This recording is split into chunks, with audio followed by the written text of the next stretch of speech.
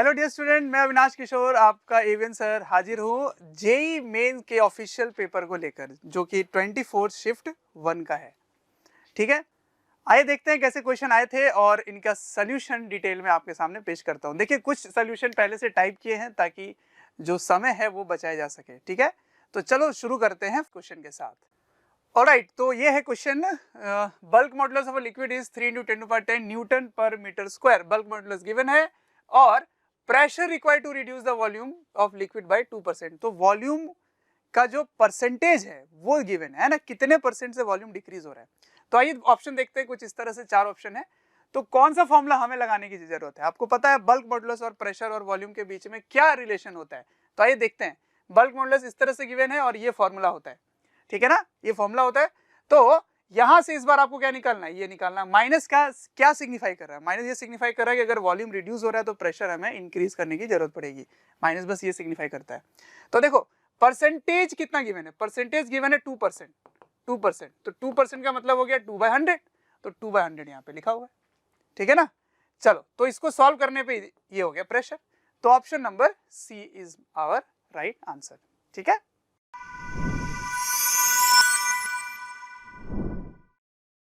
Alright, so new question कुछ इस तरह से है। ये असर्शन और रीजन का क्वेश्चन है। आपको पहला स्टेटमेंट जो होता है वो दूसरे स्टेटमेंट का एक्सप्लेनेशन है या नहीं, या वो दोनों स्टेटमेंट सही है या नहीं, ये बस बताना होता है। तो चलिए फर्स्ट स्टेटमेंट को देखते हैं। Assertion, in a uniform magnetic field speed and energy remain same. और दूसरा है moving charge particle experiences magnetic force perpendicular to its direction of motion.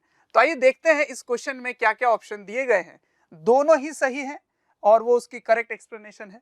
उसके बाद दोनों ही सही है लेकिन उसकी करेक्ट एक्सप्लेनेशन नहीं है। ए जो है वो सही है लेकिन बी गलत है। ए गलत है और बी सही है।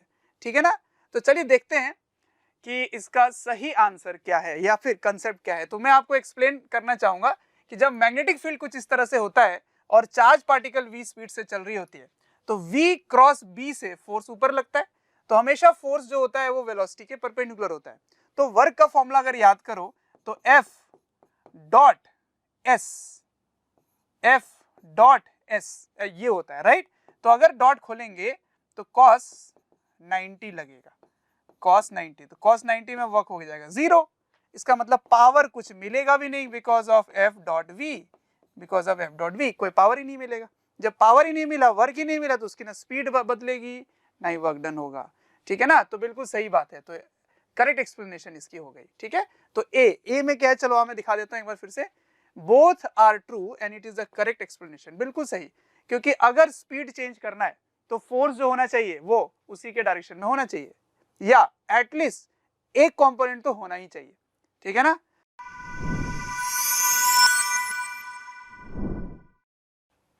Alright, so new question is on our screen. Two identical cells, each of EMF 1.5 volt, are connected in parallel across parallel combination of two resistor. Each of the resistances is 20 ohm. तो ठीक है, parallel में cell है, parallel में resistances भी हैं। अब volt meter connect किया गया है। देखो, वैसे तो इसमें डायग्राम नहीं गिवन है, बट जिस तरह से ये स्टेटमेंट लिखा है तो ये समझ में आ रहा है कि जो इक्विवेलेंट है उसके अक्रॉस लगाया गया होगा। तो क्या कर सकते हैं, इसमें डायग्राम है नहीं तो आपको ये कंक्लूड करना पड़ेगा। ठीक है, और इंटरनल रेजिस्टेंस बताना है इनमें से क्या होगा। तो 4 ऑप्शन हमारे पास कुछ इस तरह से है। तो आइए इसको पहले डायग्राम में कन्वर्ट करते हैं। तो डायग्राम कुछ इस तरह से आपके सामने है। ये रहा, इधर है डायग्राम। ठीक है, तो ये दोनों पैरेलल में है, ऑलराइट, और ये भी पैरेलल में। तो जब पैरेलल में सेल होते हैं तो उनकी जो इक्विवेलेंट होती है वो चेंज नहीं होता है। पता है ये बात? अच्छा, जो रेजिस्टेंस है वो पैरेलल में R/2 हो गया और ये भी R/2 दैट इज 10 हो गया। अब देखो, क्वेश्चन में मेंशन नहीं है कि वोल्ट मीटर आपने कहाँ लगाया, बट हमें ये समझना पड़ेगा कि इसके साथ पैरेलल में यहाँ पे लगाया गया होगा। ठीक है ना, ऐसे। तो अब इसको सॉल्व करो कि यहाँ पे वोल्टेज क्या होगा, ये बताना है आपको। तो सोचो, सबसे पहले तो मैं करंट इन द सर्किट निकाल लेता हूँ। वो क्या होगा? Voltage divided by resistance. Voltage divide by resistance. Resistance क्या है? R इक्विवेलेंट है। ठीक है, तो V equals to I R equivalent. Alright, कैसे निकाला मैंने ये V?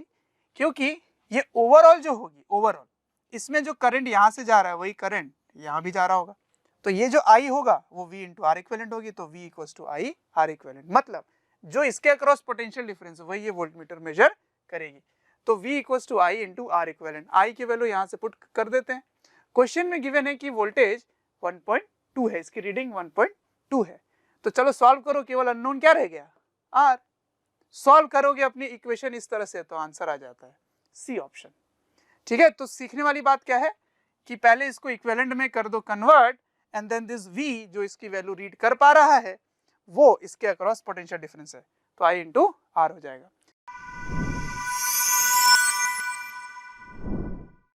ऑलराइट, तो ये रहा हमारा next question. Identify the pair of physical quantity which have different dimension. ये रहे ऑप्शंस आपके सामने। तो सभी के फॉर्मूले आपको पता होते हैं, सिर्फ एक ही हमें पता करना है जो डिफरेंट होगी। तो बच्चों ये सब तो आपको पता होना चाहिए, जैसे वेव नंबर जो होता है आपको पता है कि kx करके मल्टीप्लाई होता है, तो k होता है वेव नंबर, और ये पूरा का पूरा डायमेंशनलेस होना है। कहाँ से मैं लिख पा रहा हूँ, ये वेव की इक्वेशन अगर याद हो, y equals to a sine kx plus या माइनस ओमेगा t, तो ये तो डायमेंशनलेस होता है। तो ये डायमेंशनलेस होने के लिए इन दोनों का डायमेंशन एक दूसरे का ऑपोजिट होना चाहिए, ठीक है ना। तो k का डायमेंशन x का इनवर्स होगा, ठीक है। तो इसका मतलब x क्या होता है, डिस्प्लेसमेंट, तो k की डायमेंशन क्या होगी, l-1 डायमेंशन। अब आते हैं रीडबर्ग कांस्टेंट। रीडबर्ग कांस्टेंट के लिए 1/λ करके ये वैल्यू इधर आता था, ये सारे डायमेंशनलेस होते थे। इसका मतलब 1/λ, लैम्डा का डायमेंशन l होता है, तो lambda inverse that is l-1 आएगा। तो ये दोनों सेम हो गए। उसी तरह से स्ट्रेस पता है आपको, कोर्सिविटी, मैग्नेटाइजेशन, ये सब आप पढ़ चुके हैं, बिल्कुल फॉर्मूला बेस्ड है। यहाँ से आपको दिखेगा कि ये दोनों बिल्कुल डिफरेंट होंगे। कैसे, इसके यूनिट में ही दिखेगा। स्पेसिफिक हीट कैपेसिटी की ऐसा यूनिट क्या होती है, जूल पर केजी पर डिग्री सेल्सियस या पर केल्विन। और लेटेंट हीट का क्या होता है, लेटेंट हीट का होता है Q equals to m into L. m का मतलब Q equals to m into L, m का मतलब kg, और L का आपको निकालना है, और Q हो गया जूल। इसका मतलब L का यूनिट क्या हो गया, जूल पर केजी। तो ये जूल पर केजी है, ये जूल पर केजी पर केल्विन है, तो ऑफ कोर्स ये दोनों डिफरेंट होंगे। तो D की डायमेंशन अलग अलग होगी, ठीक है। चलिए,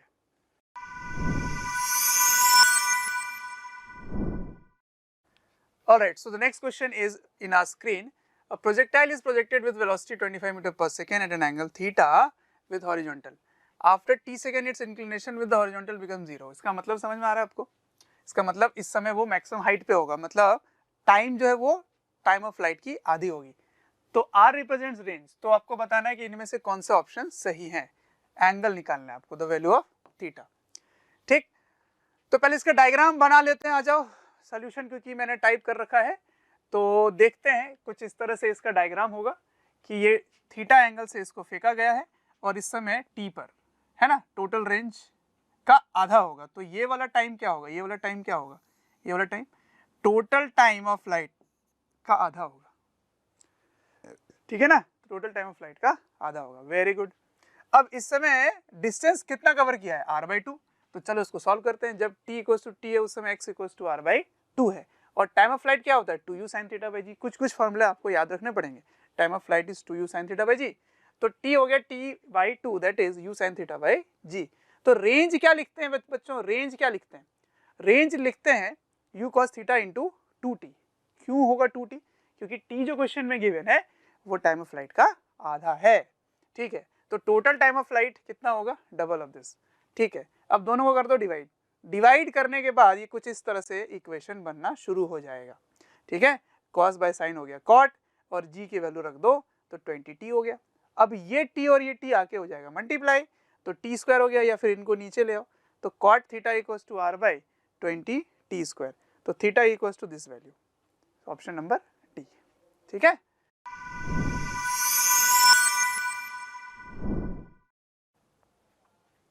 Now next question is this, a block of mass 10 kg starts sliding on a surface. Very easy question। चलिए देखते हैं इसका डायग्राम किस तरह से है। डायग्राम कुछ इस तरह से है, ये रहा, ऐसा है कुछ। एक ऑब्जेक्ट को ऐसे आपने फेंका है u स्पीड से, तो ऑफ कोर्स फ्रिक्शन के कारण इधर फ्रिक्शन लगेगी, तो एक रिटार्डेशन होगी, है ना। तो फ्रिक्शन कितना लग रहा होगा, म्यू इंटू एन, और एन की वैल्यू क्या है, mg, n की वैल्यू क्या है mg, ओके ये f इक्वल्स टू ma होना चाहिए, mm हो गया कैंसिल, तो a is equals to mu g, a is equals to mu g, ठीक है ना। तो ये म्यू जी की वैल्यू है, तो acceleration equals to mu g, because it is opposite to velocity therefore it has to be negative, ठीक है जी, नेगेटिव होगा। अब वैल्यूज गिवन है, म्यू और जी की वैल्यू गिवन है, यूज करो, फाइनली उसको रुकना है तो बताना है कि स्टॉपिंग डिस्टेंस क्या होगी, ठीक है ना, ये हो गया स्टॉपिंग डिस्टेंस, ठीक है। अब सुनो, इसको सॉल्व करने के बाद आप इक्वेशन ऑफ मोशन में लगा देंगे तो ये आ जाएगी डिस्प्लेसमेंट, ठीक है। तो आंसर है बी ऑप्शन, ठीक है ना। समझ आ रहा है क्या कर रहा हूं मैं, इसमें रिटार्डेशन जो है वो म्यू जी प्रोड्यूस हो रहा है because of this value f equals to ma, तो मैंने सोल्यूशन लिख रखा था, अब मैंने मिटा दिया वहां पे, ठीक।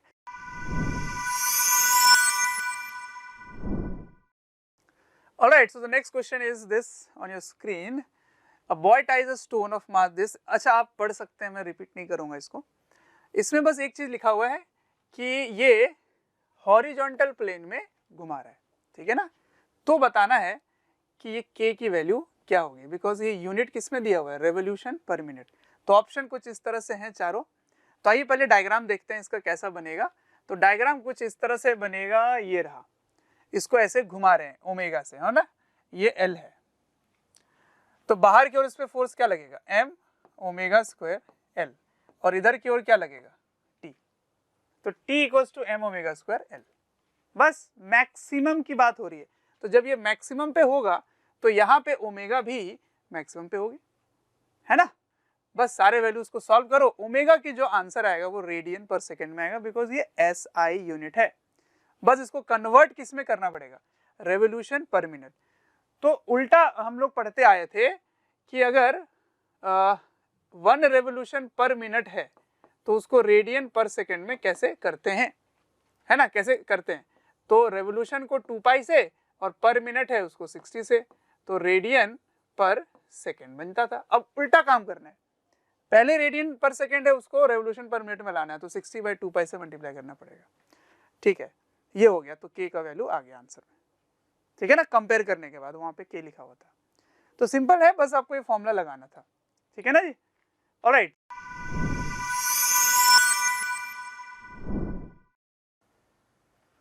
तो नेक्स्ट क्वेश्चन कुछ इस तरह से है, vertical electric field of magnitude this, ठीक है ना, ये गिवन है। तो आपको बताना है कि कितना होना चाहिए चार्ज ताकि ड्रॉप नीचे ना गिरे। तो आपको पता है यहाँ पे क्या हो रहा है कि ऊपर की ओर इलेक्ट्रिक फील्ड है, नीचे है ग्रेविटी। तो सिंपल आपको क्या करना है, इक्विलिब्रियम का कंसेप्ट लगा देना है। तो मैं बताता हूँ कैसे करना है, आइए देखते हैं। डायग्राम कुछ इस तरह से है, यहाँ पे चार्ज है +q, ऊपर है इलेक्ट्रिक फील्ड, और नीचे क्या है बच्चों, ग्रेविटी। नीचे क्या है, ग्रेविटी। तो एक फोर्स लगेगा mg और एक फोर्स लगेगा ऊपर qe। इक्विलिब्रियम है तो ये दोनों होने चाहिए बराबर, सही है, बराबर होने चाहिए। तो यहाँ से q की वैल्यू निकाल लो, बहुत ही आसान क्वेश्चन, फॉर्मूला बेस्ड, ठीक है ना। ये हो गया इसकी यूनिट, ठीक है।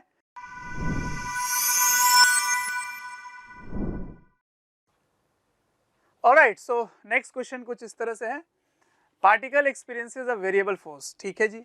आपको निकालना क्या है, आपको निकालना है काइनेटिक एनर्जी में चेंज। तो काइनेटिक एनर्जी में चेंज कैसे निकालते हैं, वर्क एनर्जी थ्योरम आपको पता है। चलो पहले ऑप्शन देख लेते हैं क्या क्या है, ये रहे ऑप्शन हमारे पास।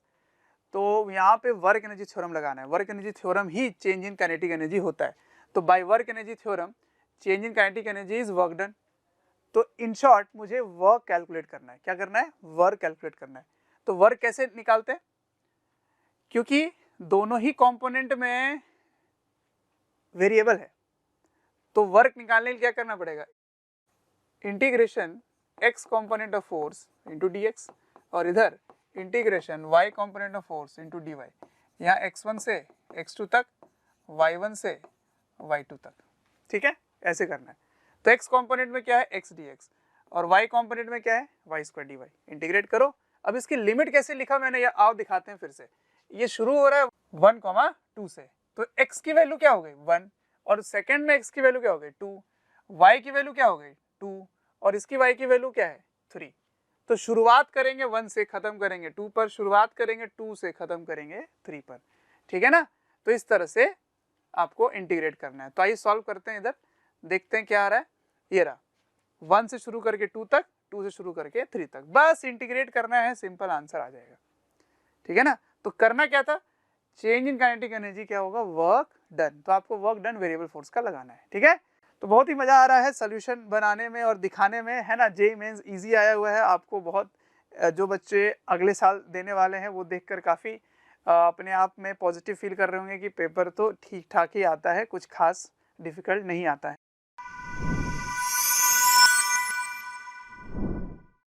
ऑलराइट, नेक्स्ट क्वेश्चन कुछ इस तरह से है, approximate height from the surface of the earth that with the weight of the body becomes 1/3। Again gravitation का क्वेश्चन है, इजी क्वेश्चन है। तो पहले मैं फॉर्मूला दिखाता हूँ क्या क्या गिवन है, √3 ये लेना है और r ये लेना है। ठीक है ना।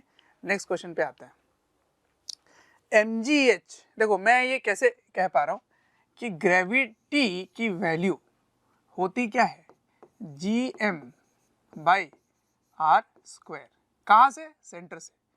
लेकिन अगर हाइट वाइज अगर बात करें तो r + h का होल स्क्वायर हो जाएगा, है ना। ऐसे अगर ये है r और ये है h, ये है m, ये है m, ऐसे। ठीक है, तो ये होना चाहिए रिलेशन। तो याद करो किसी भी h हाइट पर जो g की वैल्यू होगी वो इस तरह से होगी, और अगर आप सरफेस पे निकालेंगे तो फॉर्मूला होगा gm/r²। दोनों को कर दो डिवाइड, डिवाइड करने के बाद ऐसे सॉल्व होगा। ठीक है ना जी।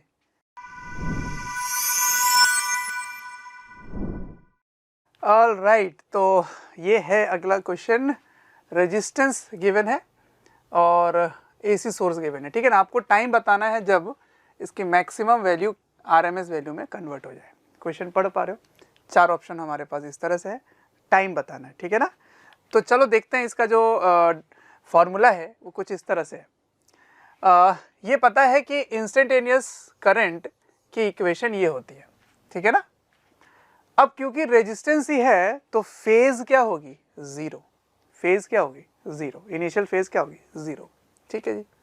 अब ये कह रहा है कि टाइम बताइए जब करंट आरएमएस वैल्यू को अचीव कर ले। ठीक है ना। तो आरएमएस क्या होता है, Imax/√2। क्या होता है, Imax/√2। तो Imax कितना है, I0। तो इसमें 1/√2 होना चाहिए। तो ये पता करो कि कितने समय के बाद ये देखो ये वैल्यू कितनी होगी, ये कट के क्या हो जाएगा, 1/√2। तो 1/√2 आपको साइन की वैल्यू चाहिए, तो ओमेगा टी क्या होना चाहिए, π/4। समझ रहे हो बात। साइन, ये लाइन मैंने यहाँ से थोड़ा स्किप कर दिया है, sine omega T equals to 1/√2। तो omega T is equals to π/4, है ना। तो t इक्वल्स टू π/4 ओमेगा। अब ओमेगा की वैल्यू क्या रखेंगे, 2π × f।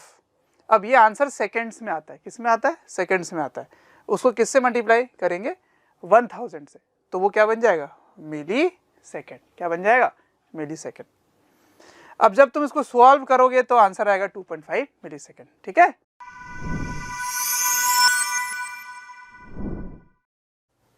ऑलराइट, तो ये रहा अगला क्वेश्चन। इक्वेशन गिवन है 2 वेव्स की और ये वेव प्रोपोगेट कर रहे हैं। तो आपको बताना है कि रिजल्टिंग वेव क्या होगी। मतलब आपको क्या करना है, सुपरपोजिशन करना है। तो सुपरपोजिशन के लिए क्या चाहिए, फेज डिफरेंस। फेज डिफरेंस, है ना। देखो इसमें और इसमें फेज डिफरेंस कितना है, उसके लिए 2π से मल्टीप्लाई करना पड़ेगा।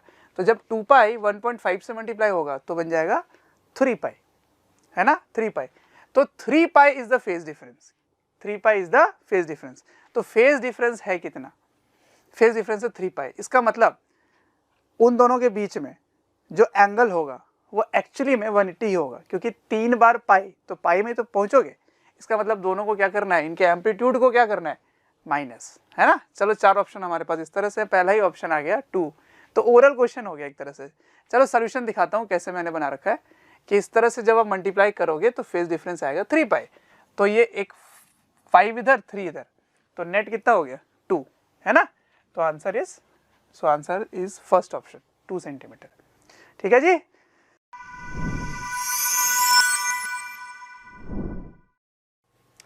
ऑलराइट, नेक्स्ट क्वेश्चन कुछ इस तरह से है। ये EM वेव का क्वेश्चन है, एक बार आप पढ़ लो। ठीक है, मैं पढ़ने वाला नहीं हूँ। ठीक है, चलिए 4 ऑप्शन कुछ इस तरह से हमारे सामने है। इसमें कुछ कंसेप्ट्स की ज़रूरत पड़ेगी जो EM वेव में पढ़ाया जाता है, फिर उनको कंबाइन करना पड़ेगा और इसको इस्तेमाल किया गया मैग्नेटिक इफेक्ट से, मैग्नेटाइजेशन से, है ना। जो मैग्नेटिक मटेरियल का चैप्टर है उसमें एक कंसेप्ट है, उसको भी यूज़ किया गया। देखिए कैसे, इसमें लिखा गया है मैग्नीट्यूड ऑफ मैग्नेटिक इंटेंसिटी लिखा हुआ है, मैग्नेटिक इंटेंसिटी। यहाँ पे कुछ चीज़ फंसा हुआ है, यहाँ पे ये क्वेश्चन ये अच्छा हो जाता है, इसको मैं गुड क्वेश्चन में इसको डिवाइड करूँगा बिकॉज ऑफ दिस वैल्यू। यहाँ पे बच्चे मिस्टेक कर सकते हैं या फिर आंसर उनका नहीं आएगा, वो छोड़ के चले जाएंगे। ठीक, चलिए देखते हैं क्या क्या कंसेप्ट यूज़ होने वाला है। आइए, फर्स्ट कंसेप्ट जो यूज़ होगा वो होगा स्पीड ऑफ लाइट। आपको पता है √μ0 इंटू एप्सिलॉन नॉट होता है और किसी भी मीडियम में म्यू इंटू ई होगा।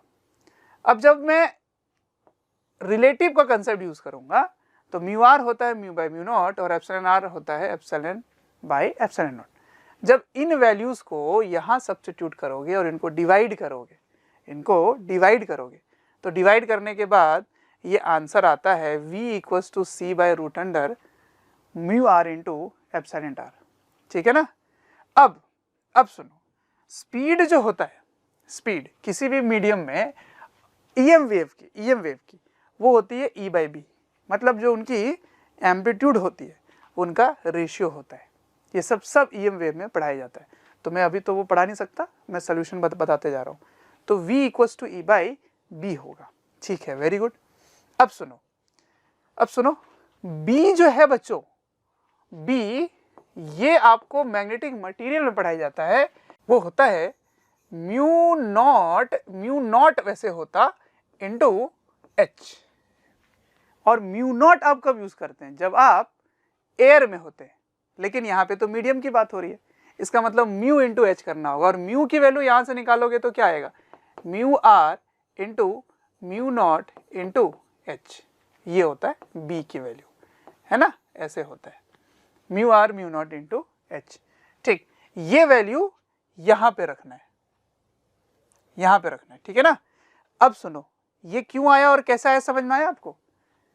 ये इसलिए कर रहे हैं क्योंकि वहां पे इंटेंसिटी लिखा होता है ना, तो उसको मैग्नेटिक फील्ड में कन्वर्ट करने के लिए ये रिलेशन इस्तेमाल करना होगा। बस, बाकी सब तो वैल्यू पुट करना है, सॉल्व कर लेना है ना। वैल्यूज पुट करो, ऐसे करो तो सॉल्व करने के बाद ये आंसर आ जाता है। तो ये दो कंसेप्ट पे बेस था, इसलिए इसको मैं एक अच्छे क्वेश्चन में रखना चाहूंगा। ठीक है ना।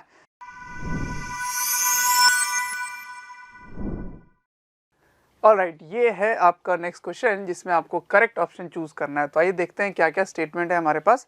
तो ये रहे 4 ऑप्शंस, एक एक करके आप पढ़ते जाइए और आपको सही चूज करना है। In the ground state of Rutherford's model electrons are in stable equilibrium. ये देखो स्टेबल इक्विलिब्रियम गिवन है। While in Thomson model electrons always experience a net force.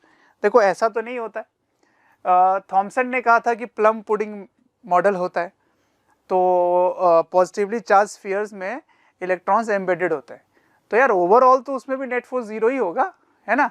तो इसमें जो लिखा हुआ है कि Thomson model electrons always experiences a net force, तो ये ऑलवेज एक्सपीरियंसेस वाला ये बात मुझे सही नहीं लग रही है।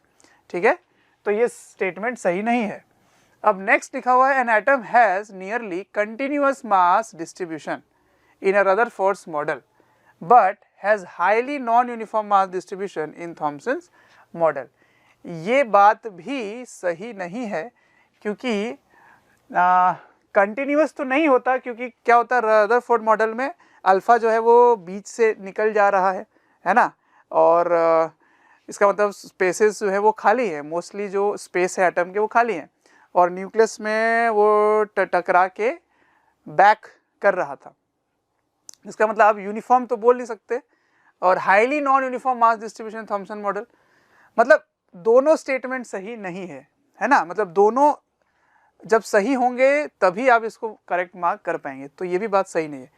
Classical atom based on Rutherford's model is doomed to collapse, ये लिखा हुआ है। और फोर्थ में लिखा हुआ positively charge part of the atom possesses most of the mass in Rutherford's model but not in Thomson model. नहीं, ऐसा बात तो बिल्कुल भी ऐसा किसी ने नहीं कहा था। पॉजिटिवली चार्ज पार्ट ही केवल मोस्ट ऑफ द मास रखते हैं, ऐसा तो नहीं है, क्योंकि इलेक्ट्रॉन के भी कुछ मास होते हैं, है ना। और न्यूक्लियस के भी मास होते हैं, दोनों मिला करके जब आप जोड़ते हैं तब जाके मास बनता है। अब आते हैं सी ऑप्शन पे। ये बात बिल्कुल सही है कि रदरफोर्ड का जो मॉडल है उसने क्या कहा था कि जो इलेक्ट्रॉन है, इलेक्ट्रॉन वो चारों तरफ घूम रहा है ऐसे, किसके, न्यूक्लियस के। तो अगर electron that is a charge particle if it is moving in circular motion is accelerated motion, तो एक्सेलरेटेड मोशन में जब ये घूमेगा तो यहाँ से रेडिएशन निकलेगी, और जब रेडिएशन निकलेगी तो उसकी एनर्जी कम हो जाएगी। कम होने के बाद क्या होगा आपको पता है, ये सब कुछ पढ़ाया गया होगा आपको। ये ना इसकी जो रेडियस है वो छोटी होने लगेगी, और छोटी होते होते होते ऐसा बोला जाता है कि वो कोलैप्स हो जाएगा, दैट इज वो कोलाइड कर जाएगा न्यूक्लियस से, बट एक्चुअली में ऐसा नहीं होता है। ठीक है ना, तो इसका सोल्यूशन कुछ इस तरह से है। According to electromagnetic theory, accelerated charge liberate radiation, so electrons eventually moves in a smaller radius and may collapse with nucleus. तो सही बात है ये, तो सी ऑप्शन सही है। ठीक है,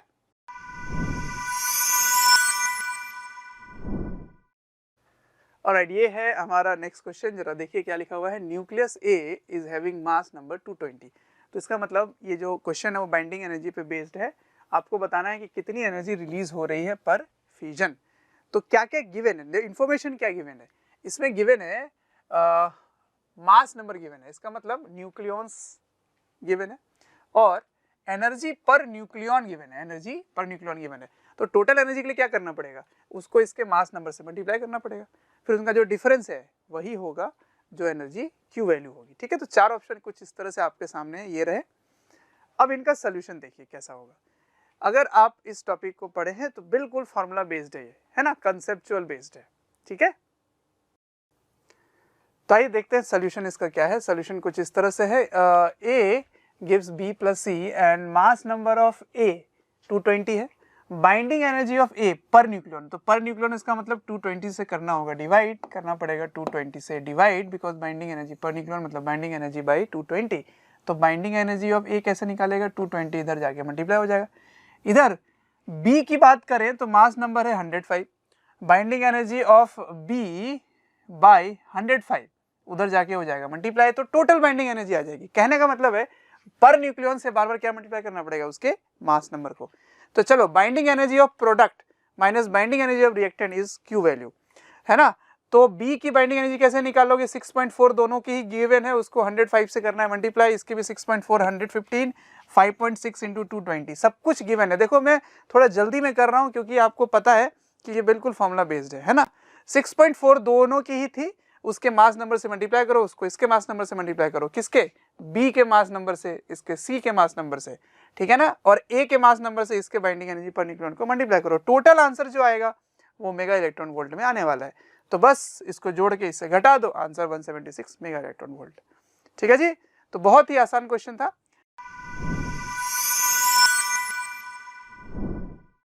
ऑलराइट, नेक्स्ट क्वेश्चन कुछ इस तरह से है, ये कम्युनिकेशन सिस्टम का क्वेश्चन है। आपको एंटीना की साइज पता करनी है, तो एंटीना का साइज निकालने के लिए क्या करना पड़ता है।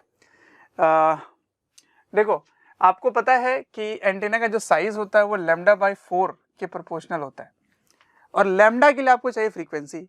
तो फ्रीक्वेंसी हमेशा जो कैरियर सिग्नल है उसकी यूज करते हैं, है ना। तो इससे निकाल लेंगे, वेवलेंथ डिवाइड कर देंगे 4 से, आंसर आ जाएगा। तो चलो सॉल्व करते हैं, ये चार ऑप्शन हमारे पास हैं।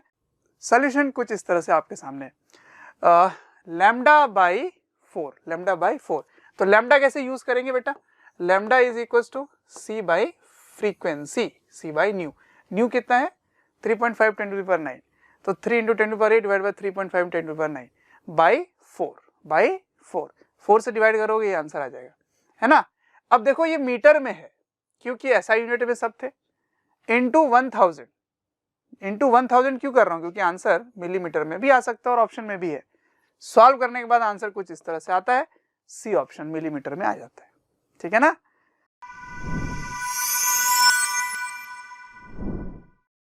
All right, next question is on Carnot engine. तो ये थर्मोडायनेमिक्स पे क्वेश्चन है। क्वेश्चन पढ़िए क्या लिखा हुआ है, Carnot engine whose heat sink is 27 degree Celsius. तो आपको पता है कि जो भी डिग्री सेल्सियस में होता है उसको पहले केल्विन में कन्वर्ट करना पड़ता है। तो केल्विन में पहले कर लो कन्वर्ट, उसकी एफिशिएंसी 25% है। तो बताना है कि कितना सोर्स का टेम्परेचर चेंज करें ताकि एफिशिएंसी जो है वो 100% इंक्रीज हो जाए, 100% ऑफ ओरिजिनल वैल्यू इंक्रीज हो जाए। तो बच्चों कोई भी चीज़ अगर 100% बढ़ती है तो वो डबल हो जाती है। ये बात पता होना चाहिए आपको कि 100% बढ़ने के बाद इसकी डबल हो जाएगी, मतलब 50% होना है। यही बच्चे गलती करके आ गए थे कि 100% ही मान लिए थे नई एफिशिएंसी। ये गड़बड़ है, ये नहीं हो सकता है ना। अगर ये 100% होगा तो फिर सिंक का टेम्परेचर 0 केल्विन हो जाएगा, दैट इज नॉट पॉसिबल, है ना। तो ये बात है कि 100% नहीं हो सकता। तो आपको लग रहा हो कि ये तो गलत क्वेश्चन, 100% कैसे होगा? नहीं, एफिशिएंसी जो पहले थी वो 100% और बढ़ जाए, दैट इज डबल हो जाए। जब कोई चीज डबल होती है ना तो परसेंटेज उसका 100% कहलाता है, कोई चीज डबल होने पे, ठीक है। तो आइए ऑप्शन की तरफ देखते हैं, क्या ये 4 ऑप्शन हमारे पास है, ठीक है। तो फॉर्मूला क्या है बच्चों? फॉर्मूला क्या है? फॉर्मूला देखते हैं। फॉर्मूला कुछ इस तरह से है, आपके सामने मैं रखता हूं। तो ये फॉर्मूला होता है एफिशिएंसी का 1 - T1/T2 × 100, है ना। तो देखो T1 होना चाहिए केल्विन में, किसमें होना चाहिए? केल्विन में। तो क्वेश्चन में गिवन है 27, तो 27 में 273 ऐड किए तो बन गया 300 केल्विन। क्या बना? 300 केल्विन, ठीक है। तो T1 की वैल्यू है 300, क्या है? 300। तो जब आप एफिशिएंसी निकाल रहे होंगे, एफिशिएंसी, तो 1 - T1/T2 × 100, ठीक है। अब जरा ध्यान दो, एफिशिएंसी कितना है अभी? 25%, तो 25/100 हो गया, 1 - दिस वैल्यू। सॉल्व करने के बाद T2 की वैल्यू निकल के आती है 400 केल्विन। जो आंसर आएगा वो होगा केल्विन में T2 की वैल्यू। अब क्वेश्चन में गिवन है कि 100% इंक्रीज करना है, 100% इंक्रीज करना है। तो आपको मैंने पहले ही बता रखा है कि वो डबल हो जाएगा, फिर भी मैं बता देता हूँ 100% ऑफ 25, तो 100/100 कट के तो 1 ही होगा ना, तो 25 हो गया। तो पहले 25 था, 25 और हो गया, तो टोटल 50% हो गया। सही बात है ना, मैंने कहा था डबल हो जाएगा। वैसे तो बहुत इलेबोरेटिव सोल्यूशन बना रखा है। चलो अब आपको पता है कि नई कितनी होनी चाहिए? 50%। तो आपको बताना है कि टेम्परेचर T2 नया, तो T2 डैश ले लिया मैंने उसको, सिंक का टेम्परेचर क्या होना चाहिए। तो चलो देखते हैं इसकी एफिशिएंसी अब कितनी होनी चाहिए? 50%, परसेंट है तो 50/100 हो गया, 1 - T1/T2 × 100, ठीक है ना। ठीक है, अब सुनो, सॉल्व करके निकालना क्या है? बस T2 सॉल्व करो, सॉल्व करने के बाद T2 आ गया 600 केल्विन। तो क्वेश्चन है कि इंक्रीज कितना लाना है? इंक्रीज, ध्यान रखना। एक बार फिर से दिखा दूं क्या क्वेश्चन? चलिए दिखाते हैं। क्वेश्चन कुछ इस तरह से है कि degree should the temperature of the source be changed to increase, change बताना है, चेंज, ठीक है ना। तो आपको पहले कितना दिया गया था? 27 डिग्री सेल्सियस, और आंसर सारे डिग्री सेल्सियस में, बट हम केल्विन से उसको चेंज निकाल रहे हैं ना। तो एक बार फिर से देखना पड़ेगा इधर, आइए देखते हैं। तो मेरा आंसर है 600 - 400, 200 केल्विन, ठीक है ना। अब क्योंकि ये डिफरेंस है बेटा, डिफरेंस है, तो डिफरेंस केल्विन में बोलो या डिग्री सेल्सियस में बोलो, बात तो सेम है। तो आंसर आ गया बी ऑप्शन। तो देखिए बी ऑप्शन क्या है? बी ऑप्शन 200 है ना। तो इंक्रीजेस बाय 200 डिग्री सेल्सियस। तो डिफरेंस चाहे केल्विन में हो या डिग्री सेल्सियस में सेम आता है, ठीक है। तो ये हो गया क्वेश्चन और उसके solution.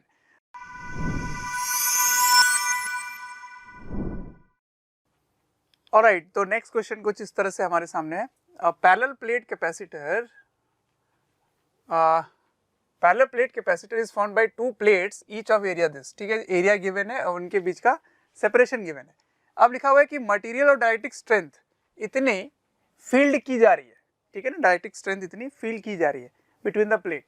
If the maximum charge that can be stored on the capacitor without causing any dielectric breakdown is this charge. तो बताना है कि डाइलेक्ट्रिक कांस्टेंट मटेरियल की क्या है। तो पहले तो कंसेप्ट को समझो। अगर ये पैरेलल प्लेट है ना, तो इसमें जब आप चार्ज को देते हैं Q, तो इसमें फील्ड ऐसे आने लगेगी। तो जब ये फील्ड आएगी ना, तो ये जो मीडियम है वो आयोनाइज होने लगेगा।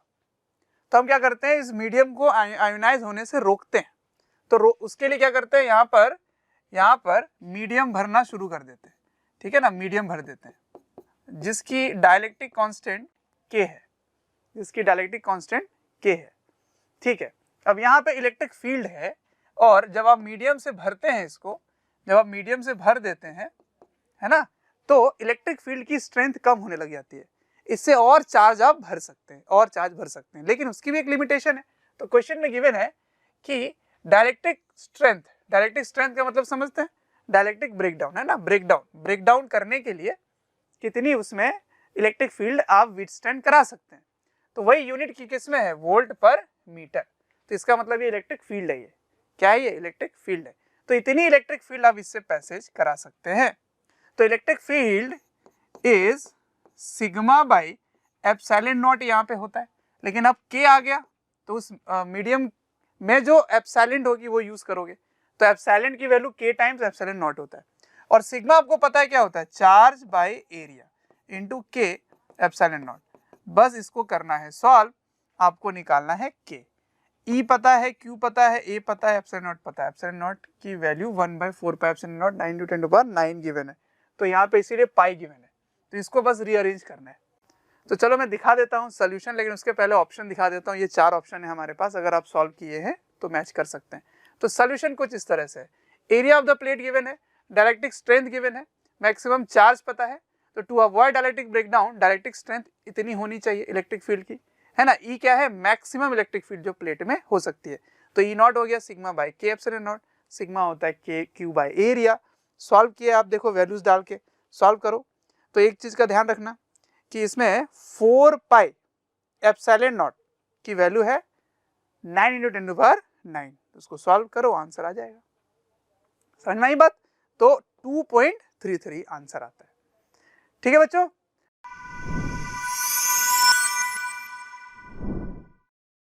ऑलराइट, नेक्स्ट क्वेश्चन कुछ इस तरह से है, क्या क्या गिवन है, magnetic field at the centre of the circular coil. चलो सेंटर पे बी है और जिसकी रेडियस आर है। उसके बाद गिवन है कि जब आप एक्सियल पॉइंट पे जाएंगे जिसकी वैल्यू r/2 है, तो वहां पे कितनी मैग्नेटिक फील्ड होगी इन टर्म्स ऑफ ऑप्शन देखते हैं। बी के टर्म में आपको आंसर देना है, ठीक है। तो आपको दोनों फॉर्मूला याद रखना है कि सेंटर पे क्या होता है और एक्सिस पे क्या होता है, बिल्कुल फॉर्मूला बेस्ड है। तो x की वैल्यू गिवन है r/2, है ना। x की वैल्यू क्या गिवन है, r/2। अगर आपको फॉर्मूला याद है, चलो मैं सोल्यूशन ही दिखा देता हूं आपको। कुछ इस तरह से देखो, ये एक्सियल पॉइंट का फॉर्मूला है। ये मैग्नेटिक फील्ड है at a distance x, magnetic field ऐसे निकालते हैं ना, जब इसमें करंट I फ्लो करता है, ठीक है, इस तरह से। तो b की वैल्यू ये हो गई। अब जब x की वैल्यू 0 है तो आप सेंटर पे, तो ये हो गया पहला इक्वेशन। दूसरे इक्वेशन में x की वैल्यू r/2 डाल दो, और पावर क्या आएगा 3/2, क्या आएगा 3/2।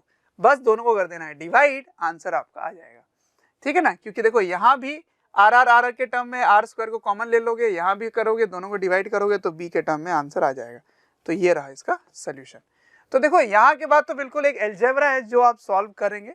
आपको फॉर्मूला बस पता होना चाहिए कि ये फॉर्मूला होता है एक्सिस पर बस, और सेंटर पे x को 0 डाल देते हैं, μ0I/2r, है ना। सिंपल है बच्चों, कुछ खास है नहीं। अगर आप ये टॉपिक पढ़े हो तो आपको समझ आ रहा होगा कि मैं क्या बोल रहा हूँ।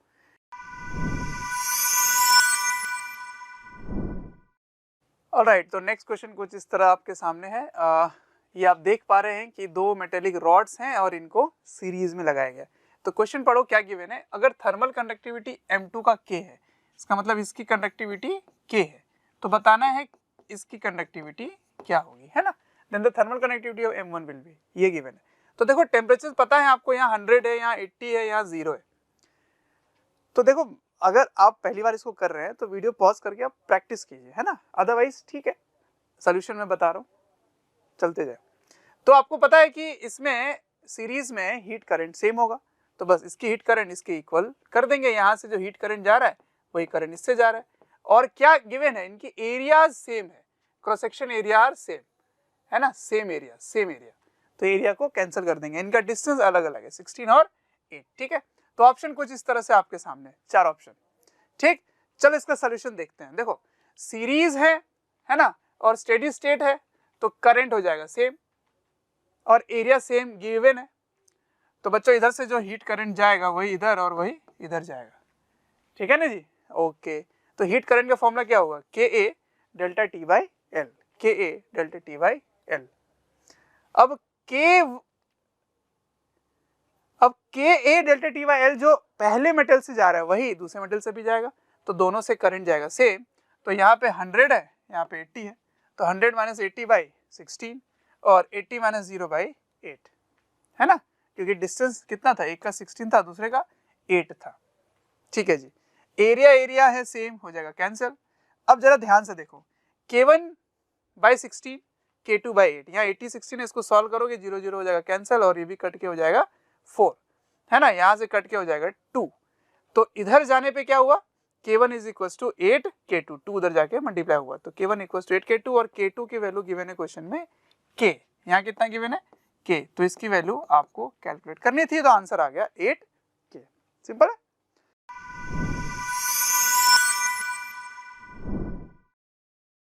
ऑलराइट, ये है हमारा नेक्स्ट क्वेश्चन, कुछ इस तरह से आप मास ऑफ नाइट्रोजन गिवन है, मास ऑफ नाइट्रोजन गिवन है और क्वेश्चन कुछ इस तरह से पढ़ लो आप, निकालना है the amount of heat required to double the speed of the molecule. देखो स्पीड अगर डबल करना है तो टेम्परेचर कितना करना है, बस ये पहचानना है आपको, है ना। आपको पता है कि V is directly proportional to root T, तो अगर मुझे इसको डबल करना है तो इसको कितना करना पड़ेगा 4 टाइम्स, तभी तो डबल होगा, है ना, because V square is proportional to T। तो अगर ये डबल 4 टाइम्स हो जाएगी तो T2 becomes equals to 4 times of T1, ठीक है ना, तो 4 गुना होना चाहिए क्योंकि डबल हो रहा है स्पीड, तो टेम्परेचर 4 टाइम्स होना चाहिए, ठीक है। तो डिफरेंस अगर टेम्परेचर का देखें डेल्टा T तो कितना आएगा 3 टाइम्स ऑफ पहले वाला टेम्परेचर। तो आइए देखते हैं क्वेश्चन में क्या गिवन है कि वेसल का टेम्परेचर है 127, तो 3 टाइम्स ऑफ 127 होना चाहिए, है ना, तो उतना टेम्परेचर डिफरेंस आएगा। तो आपको कितनी हीट चाहिए, अमाउंट ऑफ हीट, तो आपको पता है कि क्या कांस्टेंट है बच्चों, क्या कांस्टेंट है, वेसल, एनक्लोज्ड वेसल। तो एनक्लोज्ड वेसल में क्या कांस्टेंट होता है, वॉल्यूम। तो वॉल्यूम में अगर आप हीट देते हैं तो फॉर्मूला क्या लगेगा, NCV डेल्टा T, ये लगेगा। तो मतलब अब मुझे क्या चाहिए, N चाहिए, CV चाहिए, डेल्टा T चाहिए। डेल्टा T मैंने सिखा दिया, 3 टाइम्स T1 होगा। N कैसे निकालोगे, given mass by molar mass, N2 का मोलर मास से डिवाइड कर दो। CV, N2 क्या होता है, डायटोमिक, तो डायटोमिक का CV पुट कर दो, और R क्वेश्चन में गिवन है कि आपको ये यूनिट लगाना है, तो फिर कैलोरीज में आंसर आ जाएगा। ठीक, समझ आया कंसेप्ट, बता दिया मैंने आपको। अब आइए इसका सोल्यूशन दिखाता हूँ आपको। तो सोल्यूशन कुछ इस तरह से है, पहले नंबर ऑफ मोल्स निकालेंगे, given mass by molar mass, solve किया 2 मोल्स आ गए, ठीक है ना। अब क्योंकि एनक्लोज तो वॉल्यूम कांस्टेंट, तो फॉर्मूला लगेगा NCV डेल्टा T। अब इसकी डिग्री ऑफ फ्रीडम आ जाएगी 5, तो CV लगाओगे 5/2R डायटोमिक की, ठीक है ना, CV मिल गया। अब डेल्टा T कैसे निकालेंगे, तो वही आगे स्पीड टेम्परेचर जो होगा वो 4 टाइम्स ऑफ T1 आएगा, बिकॉज आपको पता है speed is proportional to root T, ठीक है। नेक्स्ट पे आते हैं, इनिशियल टेम्परेचर 127 डिग्री सेल्सियस, है ना, तो केल्विन में अगर कन्वर्ट करना चाहो तो 400 आएगा, ऑल्दो इसका डिफरेंस जो है वो डिग्री सेल्सियस उसमें सेम आता है। तो डिफरेंस आ गया 3 टाइम्स ऑफ T1, है ना। तो T1 की वैल्यू आप रखें, तो T1 की वैल्यू हो गई 3 टाइम्स ऑफ 400, है ना, ये आपकी केल्विन वाली वैल्यू यहाँ आ गई, क्योंकि जो R है उसमें केल्विन है ना, तो आपको इसको केल्विन में रखना पड़ेगा, ठीक है। देखो केल्विन में है, देखो R पर केल्विन, ठीक है, इसको केल्विन में कन्वर्ट करना पड़ेगा। सॉल्व करो, आंसर आ जाएगा कुछ इस तरह से किलो कैलोरी में, ठीक है।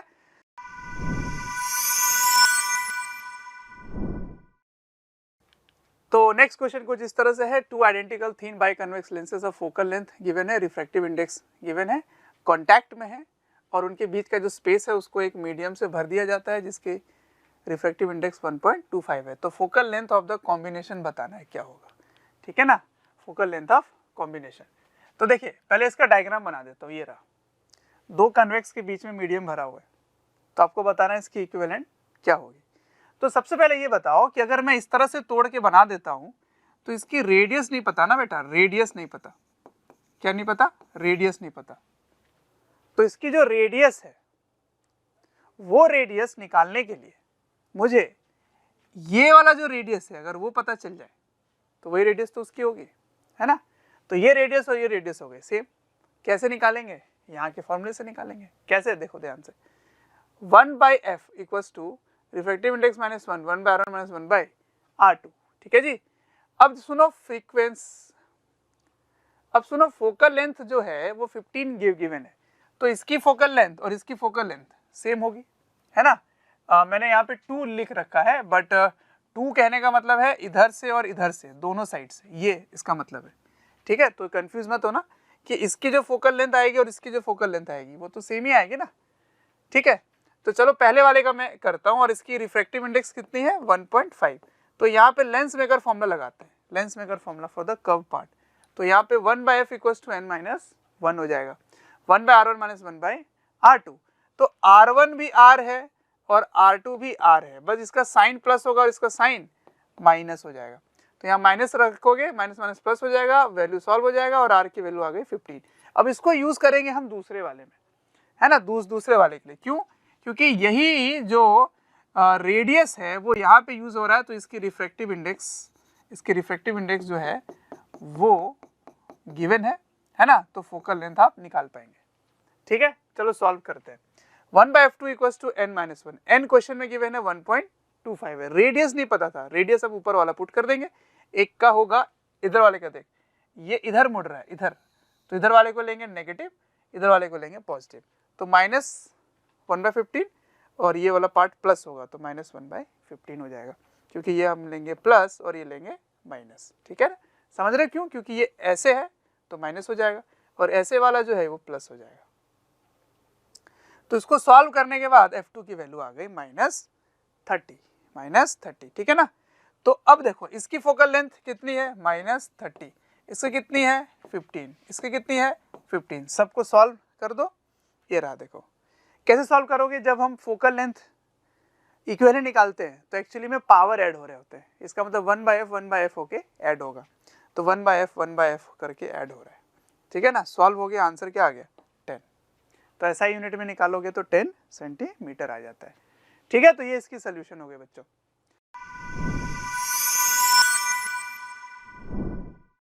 ऑलराइट, तो ये हो गए। नेक्स्ट क्वेश्चन आपके सामने ये रहा, transistor is used in common emitter mode. तो इसका मतलब कॉमन एमिटर ट्रांजिस्टर पे बेस्ड क्वेश्चन है। तो क्या चेंज कर रहे हैं हम, चेंज कर रहे हैं 10 मिलीवोल्ट, 10 मिलीवोल्ट आप चेंज कर रहे हैं किधर की ओर, बेस एमिटर वोल्टेज का मतलब ये इनपुट वोल्टेज है, क्या है, इनपुट वोल्टेज है। ठीक है, तो यहाँ से जो करंट में चेंज होता है वो गिवन है, कितना है 10 माइक्रो एम्पियर, है ना। तो इनपुट करंट पता है, इनपुट वोल्टेज पता है, तो क्या तुम इनपुट रेजिस्टेंस निकाल सकते हो, बिल्कुल। आगे देखो, कलेक्टर करंट चेंजेस बाय 1.5, ठीक है ना, कलेक्टर करंट आपको पता है 1.5, ठीक। तो क्वेश्चन है कि लोड रेजिस्टेंस अगर इतना है तो बताओ वोल्टेज गेन कितना हुआ।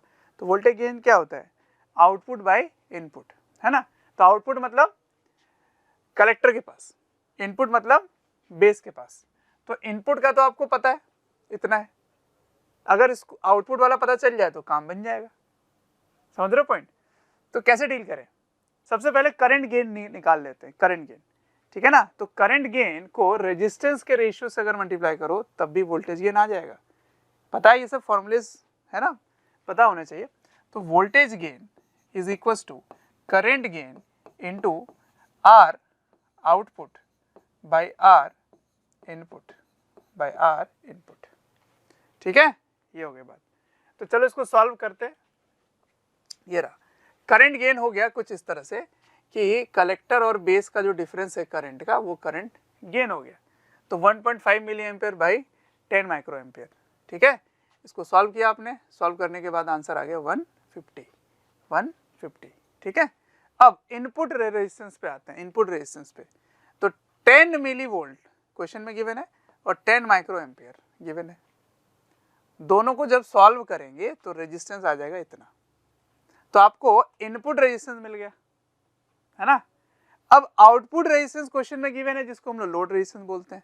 तो बस वोल्टेज गेन क्या हुआ, beta times load resistance by input. तो लोड रेजिस्टेंस कुछ इस तरह से है, इनपुट कुछ इस तरह से, सॉल्व किया तो आंसर आ गया 750। समझ रहे पॉइंट कैसे डील कर रहे हैं। जो करंट गेन गिवन है वो कैसे पता चलता है, कलेक्टर और बेस का जो डिफरेंस है, ये एक्चुअली एसी करंट गेन हो गया। कैसा हो गया, एसी, है ना। जब आप चेंज करते हैं तो करंट गेन जो आता है वो एसी कहलाता है, ठीक है। और वोल्टेज गेन निकालने के लिए क्या करना पड़ा, करंट गेन इनटू रेजिस्टेंस का रेशियो। और रेजिस्टेंस का रेशियो के लिए आपको लोड रेजिस्टेंस क्वेश्चन में गिवन है, इनपुट चाहिए। इनपुट कहाँ पे मिलेगा, बेस पे, क्योंकि कॉमन एमीटर है। तो बेस वाले वोल्टेज गिवन थे तो वहां से मैंने इनपुट रेजिस्टेंस निकाल लिया, ठीक।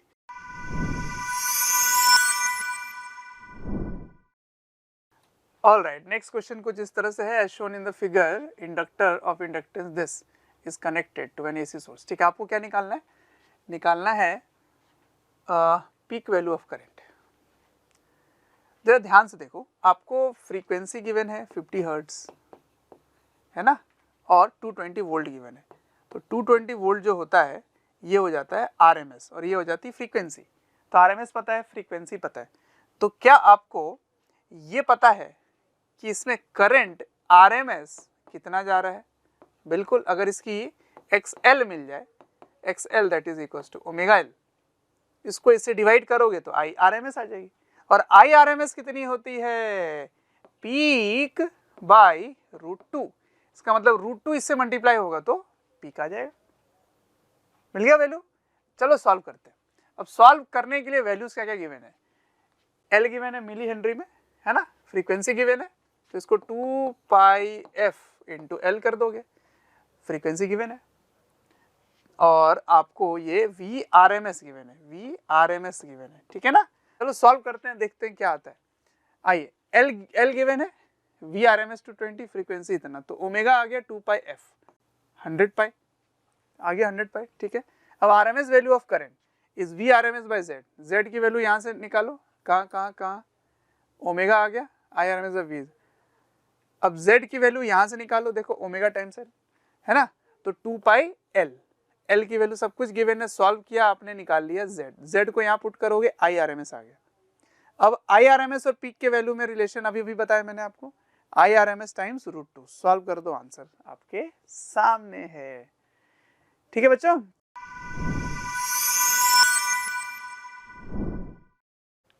ऑलराइट, नेक्स्ट क्वेश्चन कुछ इस तरह से, सोडियम लाइट 2 वेवलेंथ गिवन है और स्लिट की अपर्चर गिवन है, आपको distance between the slit and the screen भी गिवन है।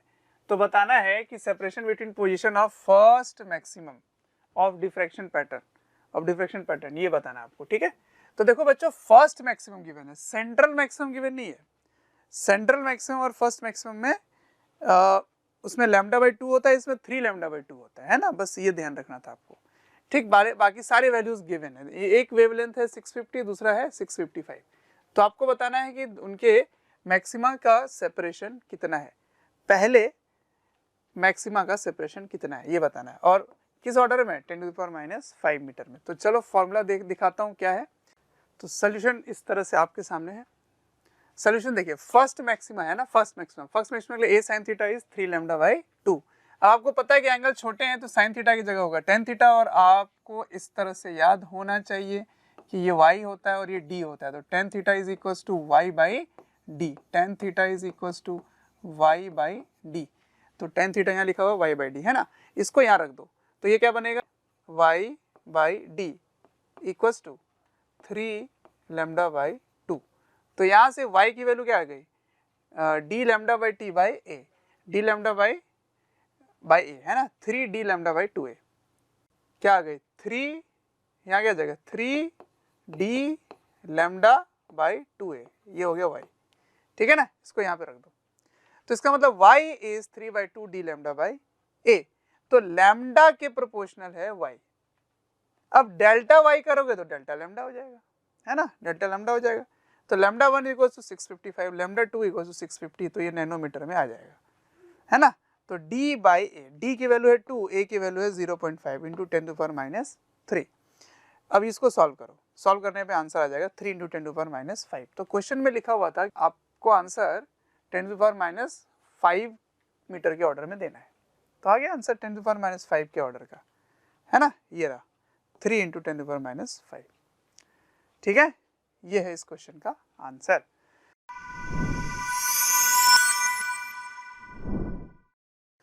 ऑलराइट, नेक्स्ट क्वेश्चन कुछ इस तरह से तुम्हारे सामने रखा हुआ है, यहाँ पर मैक्सिमम वेलोसिटी की बात हो रही है ना, तो मैक्सिमम वेलोसिटी है v1, कब, जब यहाँ पे फ्रीक्वेंसी कुछ थ्रेशोल्ड फ्रीक्वेंसी के डबल फ्रीक्वेंसी इंसिडेंट किया जा रहा है ना, डबल।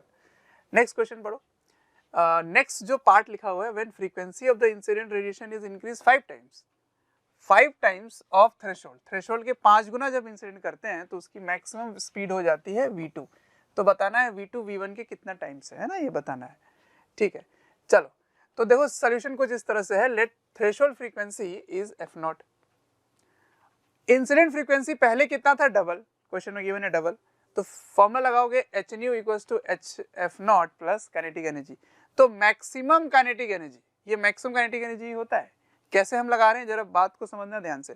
ये जो फ्रीक्वेंसी है ये इंसिडेंट है और ये थ्रेशोल्ड फ्रीक्वेंसी है।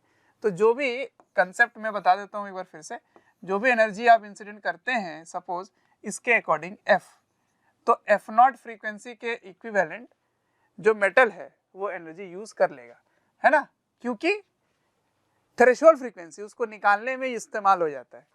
तो आपकी एनर्जी इंसिडेंट थी एच एफ, तो एच एफ नॉट जो है वो यूज हो गई और बचे हुए एनर्जी कहाँ चले गए, मैक्सिमम काइनेटिक एनर्जी में, ठीक है। तो half M V one square हो गया according to question V1 given है। तो इसको सॉल्व करने पर एक इक्वेशन बनता है, ये रहा वन इक्वेशन। अब जब 5 टाइम्स इसको करते हो तब हो जाता है वो V2, ठीक है। इसको इधर ले गए 4 टाइम्स हो गया, तो हाफ एम V2 स्क्वायर, ठीक है ना।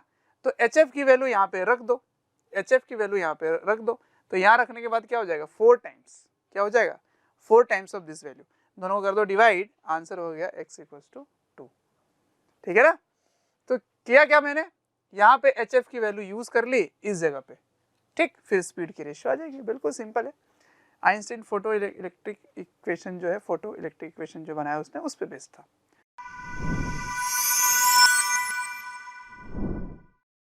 ये रहा नेक्स्ट क्वेश्चन, काइनेमेटिक्स का क्वेश्चन है।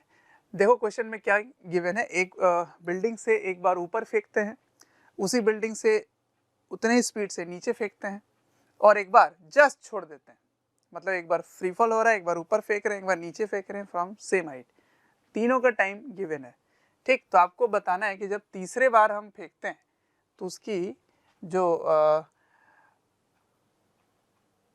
उसकी जो टाइम है वो कैलकुलेट करके दिखानी है आपको। तो पहले वाले का टाइम पता है, दूसरे वाले का टाइम पता है 1.5 और 6, तो बताना है कि वो टाइम जब वो फ्री फॉल होके ग्राउंड में गिरता है। तो चलो डायग्राम बना देता हूँ मैं यहाँ पे और सोल्यूशन भी बना देता हूँ। कुछ इस तरह से ये डायग्राम है, एक बार आपने स्पीड से u से ऊपर फेंका, उतने स्पीड से नीचे फेंका और इसको रिलीज किया, तीनों ही केस में हाइट सेम है। तो इसके लिए इक्वेशन क्या लिखोगे, ऊपर की ओर मैंने पॉजिटिव मान रखा है ना, तो ये ऊपर जा करके ऐसे गिरेगा। तो डिस्प्लेसमेंट देखा जाए तो नीचे की ओर है तो -h होगा, तो -h हो गई इक्वेशन। तो s = ut - half at square, है ना। तो नीचे की ओर ग्रेविटी है, नीचे की ओर ग्रेविटी है, ये हो गई बात। अब दूसरे में आते हैं, है ना, ऊपर की ओर मैंने प्लस माना, नीचे की ओर u है तो u हो गया माइनस, u हो गया माइनस, h भी हो गया माइनस, g भी हो गया माइनस, इसको तुमने सॉल्व कर लिया होगा। और तीसरे में क्या है, u है 0, तो -h = हाफ gt स्क्वायर, ठीक है। अब 3 इक्वेशन यहाँ पे गिवन है और आपको टाइम जो है वो इसमें गिवन है, इसमें गिवन है, इसमें निकालना है और तीनों में हाइट है सेम। इनिशियल स्पीड इसकी नहीं पता, देख इनिशियल स्पीड नहीं पता, हाइट नहीं पता और तीसरे का टाइम नहीं पता, तो 3 अननोन है, 3 इक्वेशन है, अपने तरीके से सॉल्व कर लो। फिर भी मैंने सॉल्व करके दिखा दिया है आपको, ठीक। तो क्या किया है मैंने, सबसे पहले इक्वेशन यूज किया है 1 और 2 को, है ना, और इनको यूज करके मैं h निकाल रहा हूँ, क्योंकि u यहाँ से करना है एलिमिनेट। जब h पता चल जाएगा तो दूसरे वाले में आपको पता है फ्री फॉल का होता है √2h/g, ठीक।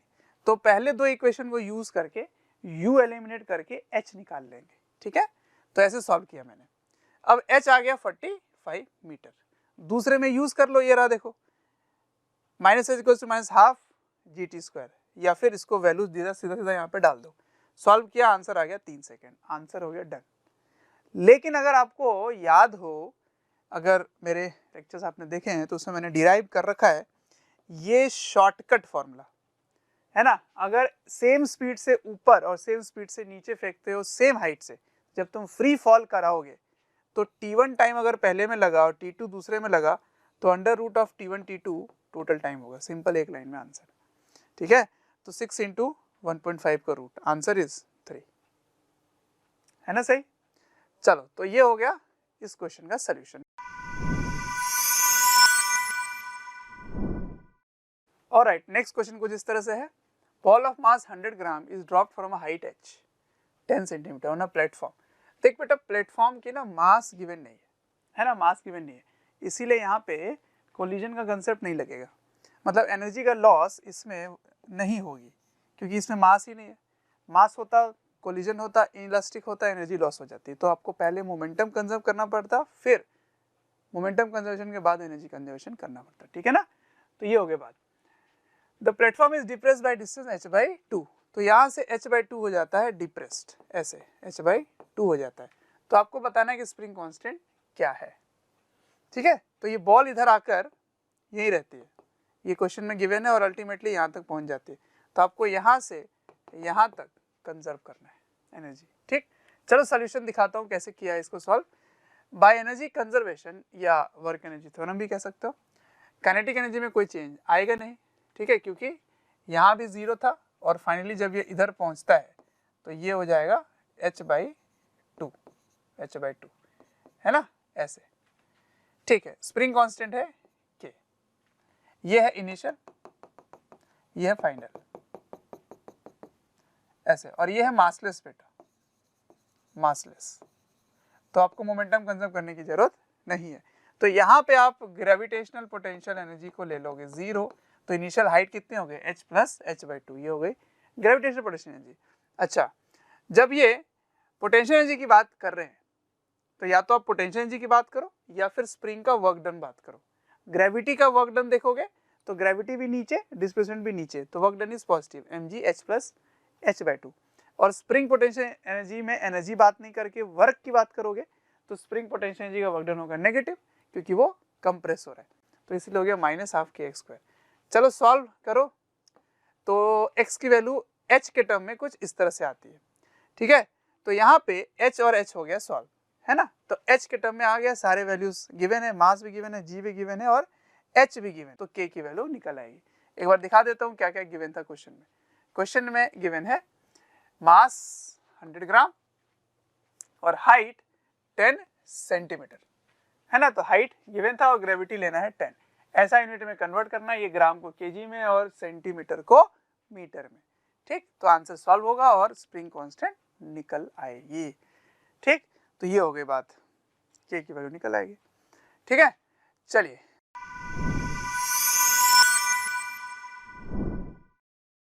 ऑलराइट, 29 पोटेंशियोमीटर पे बेस्ड क्वेश्चन है। इसमें सेल का रेशियो गिवन है कि ईएमएफ की रेशियो क्या है, ठीक। फिर बताना है what is the difference in the balancing length, difference in the balancing length, actual balancing length नहीं निकालना, डिफरेंस निकालना है। तो बताना है कि वो कितना होगा, ठीक। तो चलिए डायग्राम में पहले बना के दिखा देता हूँ आपको। डायग्राम कुछ इस तरह से, वही सेल यूज हुआ है दोनों में, कोई चेंज नहीं हुआ। इसमें सेल चेंज हो गया, पहले E1 था अब E2 हो गया, है ना।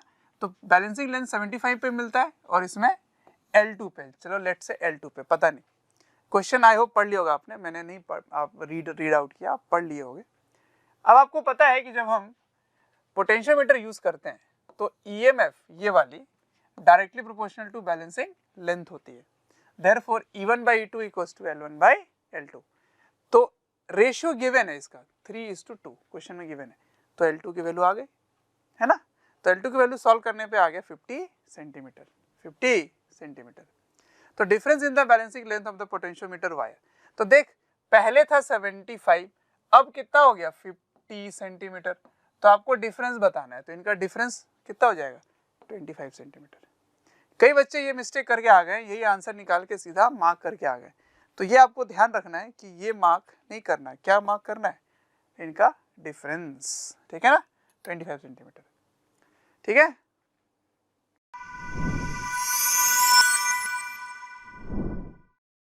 Alright, this is your question. इसमें मीटर स्केल को बैलेंस किया जाता है नाइफ के एज में, कहाँ पर, सेंटर पर। जब 2 कॉइन्स ऑफ ईच मास जब रखा जाता है 10 ग्राम ईच, कहाँ पे रखा गया, 10 centimetre mark from the scale, 10 centimetre mark. देखो ये मीटर है, मीटर स्केल है, मीटर स्केल का मतलब 1 मीटर, 1 मीटर का मतलब 100 सेंटीमीटर, ठीक है ना। It is found to be balance at 40 centimetre mark, है ना, 40 सेंटीमीटर मार्क पे बैलेंस हो रहा है। तो आपको बताना है कि mass of the metre scale क्या है, ठीक है, इन टर्म्स ऑफ 10⁻² kg, इसके टर्म में इसकी कोफिशिएंट कैलकुलेट करनी है। चलो इसका डायग्राम दिखाता हूँ मैं आपको, कुछ इस तरह से इसका डायग्राम आएगा। पहले एग्जैक्टली बीच पे बैलेंस हो रहा था, है ना, तो यहाँ से कुछ नॉर्मल जा रहा होगा और इधर इसकी mg होगी, तो फोर्स भी बैलेंस, टॉर्क भी बैलेंस। अब सुनो, यहाँ पे जब इसको इस जगह पे रखते हैं नॉर्मल, ऐसे जाता है, तो इसका जो सेंटर है बेटा, इसका जो सेंटर है उसके बीच से ही तो जाएगा mg, है ना। तो इसका जो सेंटर है दैट इज 50, अभी भी ये कितना है 50 सेंटीमीटर। तो अगर ये 50 है और क्वेश्चन में गिवन है इधर से 40 है, क्वेश्चन में गिवन है, तो ये 60 होगा। इसका मतलब ये लेंथ कितनी हो गई, ये लेंथ हो गई 10। ठीक है, बस यहाँ पे आपने कॉइन्स रखे हैं दो दो, तो 2 कॉइन्स रखे हैं तो 2 mg हो गया। तो ये टॉर्क के लिए ये दूरी चाहिए, है ना। तो 40 में से आपको पता है कि ये बैलेंस कहाँ हो रहा है, 40 के मार्किंग पे हो रहा है ना। और आपने कॉइन्स जो रखे हैं वो 10 सेंटीमीटर की मार्किंग में रखे हैं, तो 40 में से 10 को माइनस करोगे तो 30 आएगा। तो यहाँ से इसकी दूरी हो गई 30, यहाँ से इसकी दूरी हो गई 10, टॉर्क को कर दो बैलेंस अबाउट हिंज। तो नेट टॉर्क अबाउट हिंज होना चाहिए 0। तो mg की दूरी कितनी है 10, तो mg इंटू 10 सेंटीमीटर में होगी क्योंकि मीटर स्केल है। ठीक है, और इधर से है 2 mg और इसकी दूरी कितनी है, इसकी दूरी कितनी है 30 सेंटीमीटर। ठीक है जी, तो इसको सॉल्व करो तो m की वैल्यू स्मॉल m के टर्म में क्या आएगी, तो m की वैल्यू स्मॉल m के टर्म में, स्मॉल m की वैल्यू गिवन है कि वो तो ग्राम है, तो 10 टू पावर -3 कर दो, इसको सॉल्व करोगे तो बन जाएगा 10 टू पावर -2, तो आंसर आ गया 6। 10 टू पावर -2 इधर हो गया 6 इंटू 10 टू पावर -2। ठीक है, तो ऐसे इसको डील करेंगे। ठीक है जी, चलो, तो ये था हमारा लास्ट क्वेश्चन और यहाँ पे हो गया कंप्लीट। तो आई होप आपने ये जो शिफ्ट के क्वेश्चन है वो अच्छे से देखे होंगे, सॉल्व किए होंगे और एंजॉय किए होंगे। ठीक है, तो बच्चों अगर आप पहली बार इसको देख रहे हैं तो इसको as a practice, as a question paper आप सॉल्व करें, और अगर आप पेपर देकर आप देख रहे हैं तो अपने सोल्यूशन और अपने स्पीड बढ़ाने का तरीका ढूंढें। ठीक है, तो मिलते हैं किसी और वीडियो लेक्चर में, तब तक see you, bye bye, tata, take care.